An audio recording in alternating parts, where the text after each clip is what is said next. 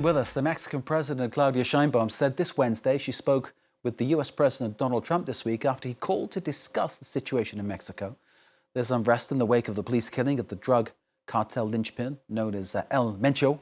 The violence is feeding concern over safety for both supporters and players in the Soccer World Cup. That's the FIFA World Cup. It's scheduled to take place in summer across Canada, the US and Mexico, where 13 games are to be staged in the capital, Mexico City, and in Guadalajara.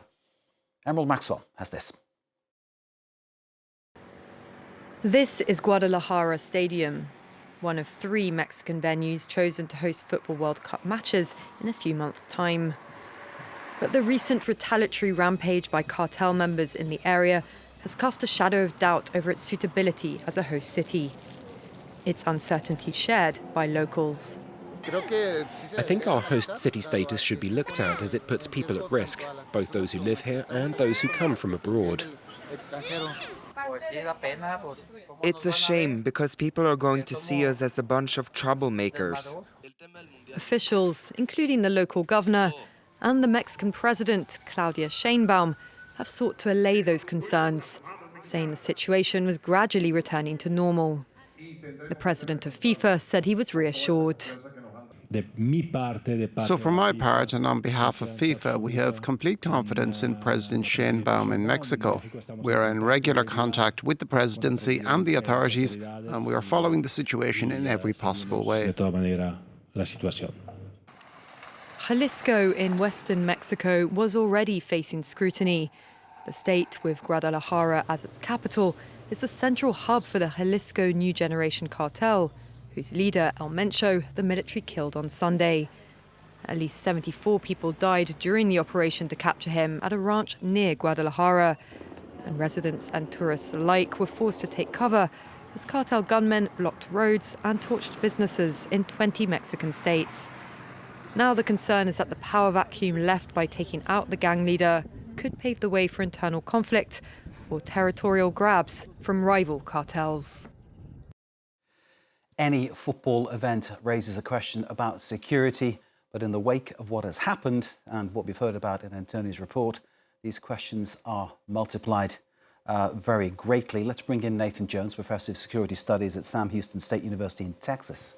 Nathan, thanks for being with us. Can anyone's safety be guaranteed in Mexico right now, particularly in Guadalajara?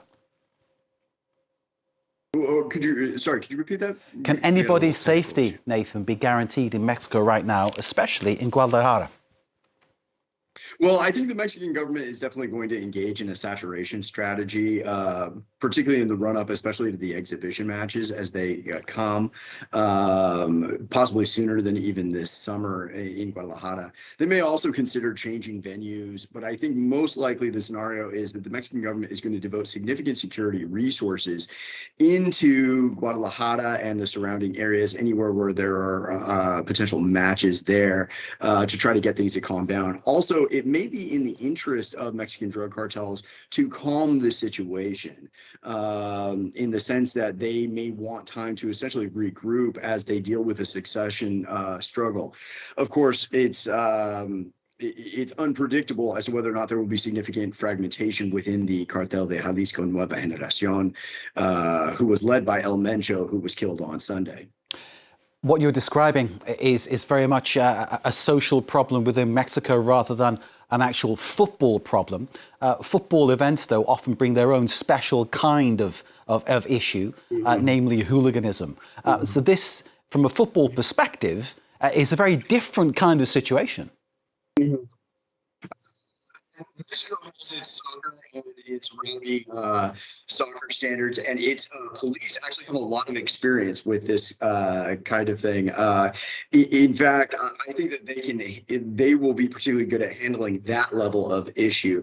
Their bigger concern is going to be possible narco infighting and things like that. They're going to be more concerned with that. And I think also the fans in the stands are going to have a different view. You're not going to have necessarily the entrenched kind of hooliganism that you might be used to seeing in Europe for these kind of further away matches. And also, you're going to be looking at law enforcement that are going to be pretty well armed. So I imagine that some of that is going to be immediately deterred.